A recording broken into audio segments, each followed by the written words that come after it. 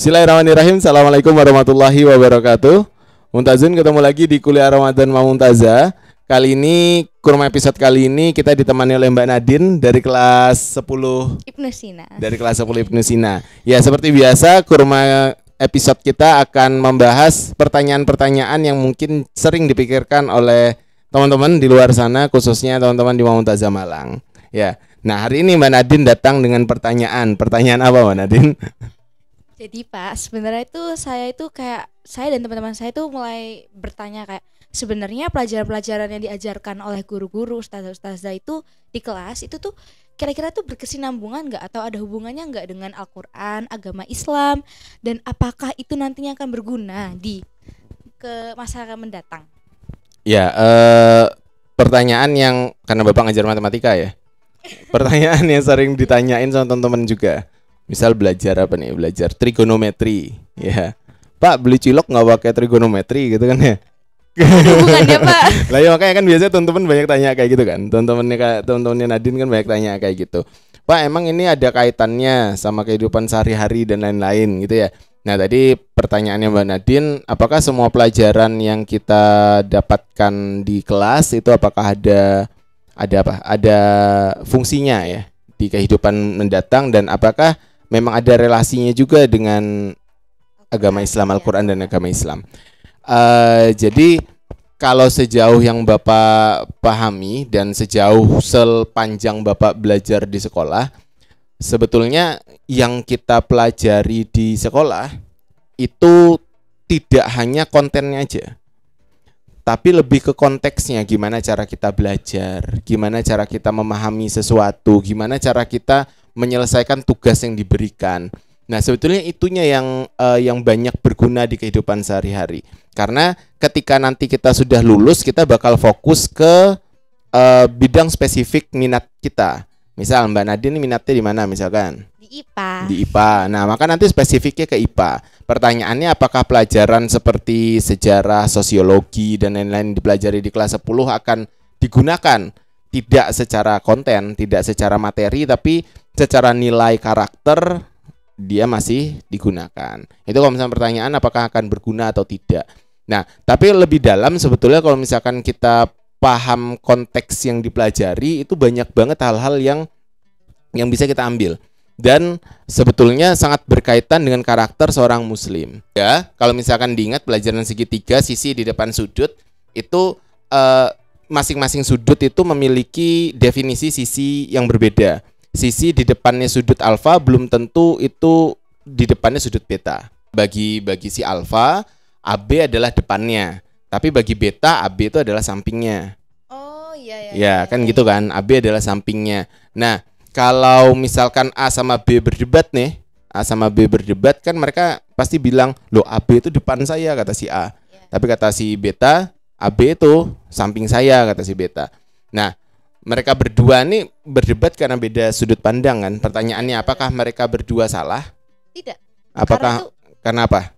Karena kan maksudnya kan mereka itu melihat, yang mereka lihat itu bukan benar secara perspektifnya mereka sendiri gitu. Nah, benar. Jadi sudut pandang kan. Iya. Sebetulnya secara konteks pelajaran trigonometri matematika kan mengajarkan kita itu.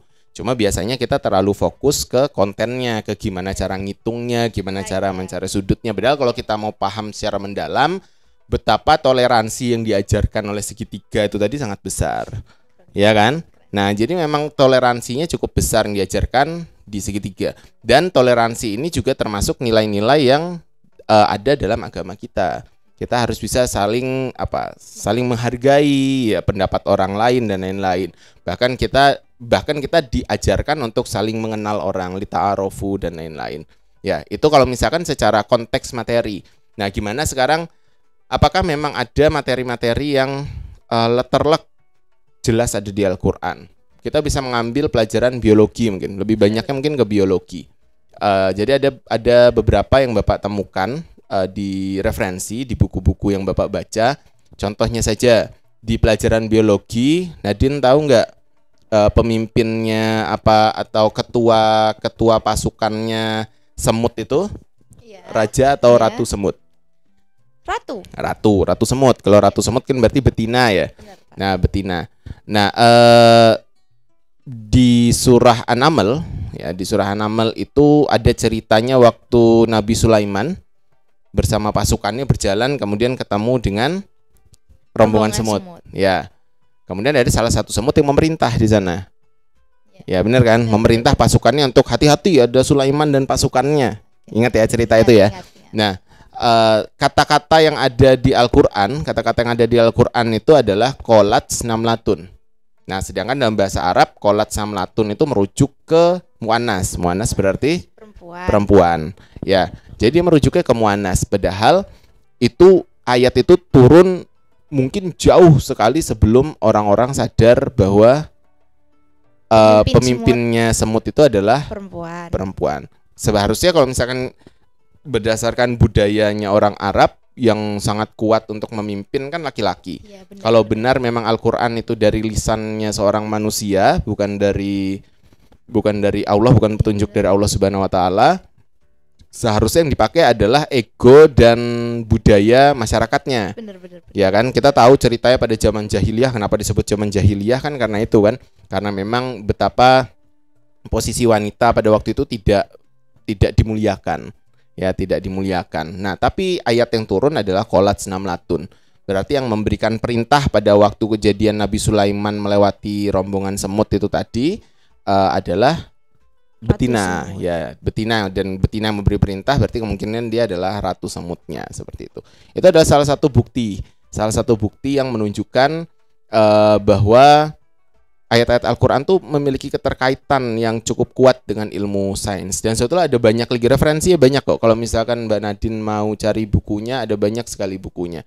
Ya, ada banyak sekali bukunya yang bisa membahas betapa Al-Qur'an itu memiliki keterkaitan dengan ilmu pengetahuan. Dan kalau misalkan kita pikirkan hampir mustahil seorang Nabi Muhammad ya, yang menerima wahyu Al-Qur'an yang tidak bisa membaca, bisa menjelaskan hal-hal yang bisa terbukti secara saintifik setelah beberapa tahun kemudian, seperti itu. Ini menandakan bahwa ilmu pengetahuan yang kita pelajari sekarang sebetulnya ada banyak sekali keterkaitannya.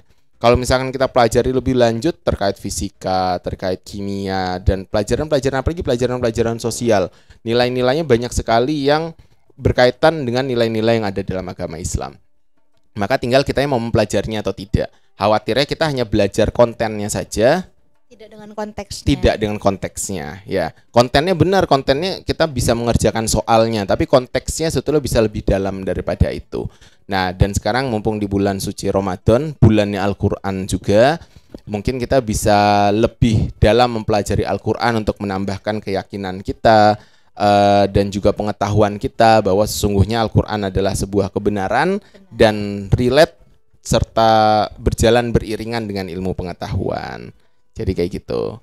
Terima kasih banyak Bapak. Iya, semoga bisa menjawab di konten kita episode kali ini. Kita membahas tentang Al-Qur'an ya. Mungkin nanti kita akan bahas lebih lanjut lagi tentang Al-Qur'an ini di episode-episode selanjutnya.